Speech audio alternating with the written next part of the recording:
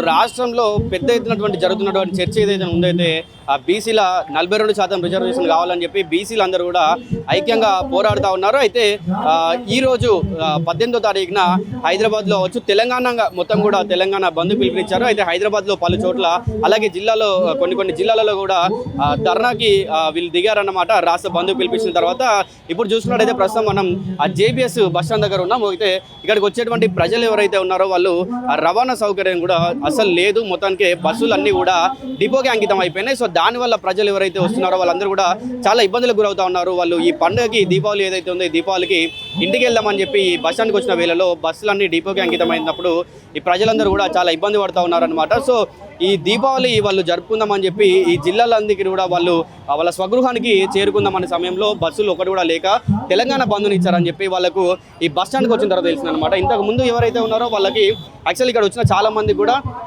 ఈ బస్సు బంద్ ఉంది, అలాగే ఈ తెలంగాణ బంద్ ఉంది ఈ రోజున అని చెప్పి చాలా మంది కూడా తెలియదు అన్నమాట. సో మనం ఇక్కడ ఉన్నటువంటి కొంతమందితో మాట్లాడి మరి యాక్చువల్గా వాళ్ళు పండుగకి వెళ్తున్నారా, వీళ్ళకి ఏంటి ట్రావెలింగ్ ఏమన్నా ఇబ్బంది అవుతా ఉందా అని చెప్పి మనం ఇక్కడ ఉన్నటువంటి ఆ ట్రావెలర్స్తో మాట్లాడదాం. ఒకసారి మాట్లాడే ప్రయత్నం చేద్దాం.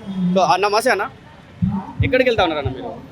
నేను నాచారం పోవాలి. అంటే మీకు జనరల్గా ఈరోజు తెలంగాణ బంద్ ఉందని చెప్పి ఐడియా ఉందా, లేదంటే బస్సులో అవ్వచ్చు లేదు మీకు అంటే ఎట్లాంటి సమాచారం కానీ న్యూస్లో అవ్వచ్చు ఇంకెక్కడని చెప్పి మీకు ఏమైనా అందిందా? పొద్దున పోయి సాయంత్రం వస్తుంది, నాకేం ఎరికైతే ఎరకాలి.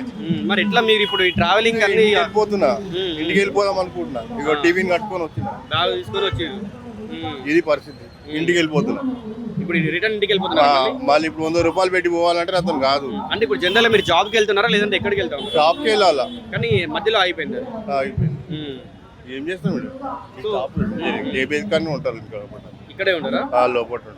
సో చూస్తున్నారు కదా, చాలా మంది జనాలు ఏంటంటే చాలా వరకు కూడా ఈ జనరల్ ఐడియా లేదనమాట. అంటే ఈరోజు తెలంగాణ బంద్ ఉంది, అట్లాగే బస్సులు కూడా నడవవు అని చెప్పి వీళ్ళకు ఐడియా లేదు. సో ఒకసారి మాట్లాడదాం. నమస్తే అండి, ఎక్కడికి వెళ్తా ఉన్నారండి మీరు?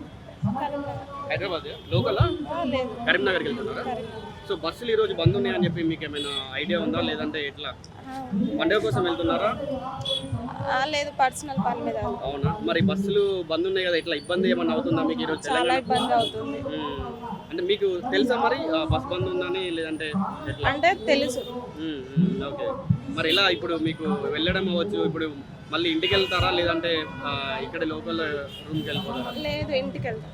ఇక ట్రావెలింగ్ అయిపోతుందా మరి? వేరే ఆప్షన్ ఏమైనా చూస్ చేస్తున్నారా? వేరే ఆప్షన్ చూస్ చేసుకుంటాం. సో ఏంటంటే చాలా వరకు కూడా జనాలు బస్సు ఈ బంద్లు ఉన్నాయని చెప్పి కొంతమందికి మాత్రం తెలుసు, కొంతమంది తెలియదు అంటూ ఉన్నారు. సో మనం ఇంకొంతమందితో మాట్లాడే ప్రయత్నం చేద్దాం.